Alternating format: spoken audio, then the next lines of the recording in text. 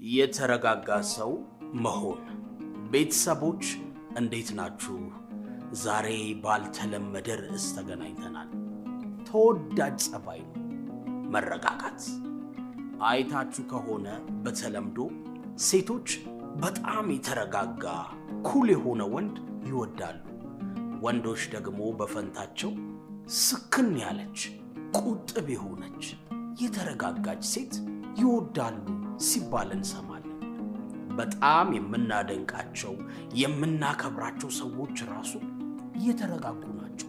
አይታችሁ ከሆነ በቃ ግርማ ሞገሱ፣ አነጋገሩ፣ ሁኔታው እርጋታ አለው እንላለን። በተቃራኒው ደግሞ የሚንቀለቀሉ ሰዎች፣ የሚቸኩሉ የሚፈጥኑ ሰዎች አንወድም። የሆነ ሲንቀለቀል የሚያጭበረብረኝ ነው የሚመስለኝ፣ ሌባ ነው የሚመስለኝ፣ ኧረ እኔ ቀልቤ አልወደደውም እንላለን።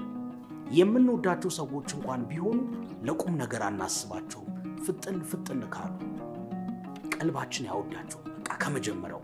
የተረጋጉ ሰዎች ግን ቀልብ ይገዛሉ፣ ስሜት ይገዛሉ። አንዳንድ ሰው በጣም ከመቸኮሉ የተነሳ ሻይ ሲያማስል እንኳን ደወል የሚደውል ነው የሚመስለው። አንዳንድ ሰው ደግሞ ሲናገር በጣም ከመቸኮሉ ስሜታዊ ከመሆኑ የተነሳ አይናችሁን ሊያጠፋው ነው የሚደርሰው እጁ ሲወራጭ። አንዳንድ ሰው ብዙ ከተናገረ በኋላ ነው የሚያስበው፣ ወይ እንዲህ ባልናገር ኖሮ እኮ ብሎ ይቆጨዋል።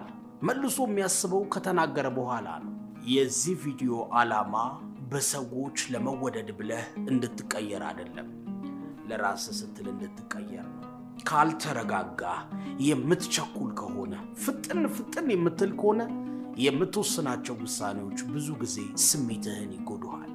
ኢሞሽናል ኢንተለጀንስ ወይም የስሜት ብስለት መረጋጋት ይጠይቃል።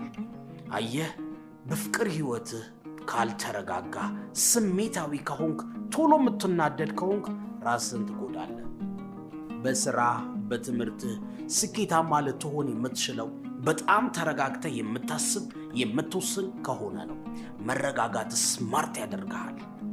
ለመተግበር የሚመቹ በጣም ቀለል ያሉ አጠር ያሉ አሪፍ መፍትሄዎችን ይዤላችሁ መጥቻለሁ። እንደምትወዷቸው እንደምትተገብሯቸው እርግጠኛ ነኝ። መረጋጋት በጣም የሚገርም ስሜት ይሰጥሃል። እኔ ለራሴ ተጠቅሜያቸው በህይወቴ ውስጥ ብዙ ለውጥ አይቻለሁ። ስትረጋጋ ብዙ ነገር አይገርምህም። በቃ የምትወስናቸው ውሳኔዎች ብስለት አላቸው። በስራ ይሆናል፣ በፍቅር ግንኙነት፣ በማንኛውም ጉዳይ ላይ ስትረጋጋ ህይወትህን ትቀይራለህ። አብራችሁ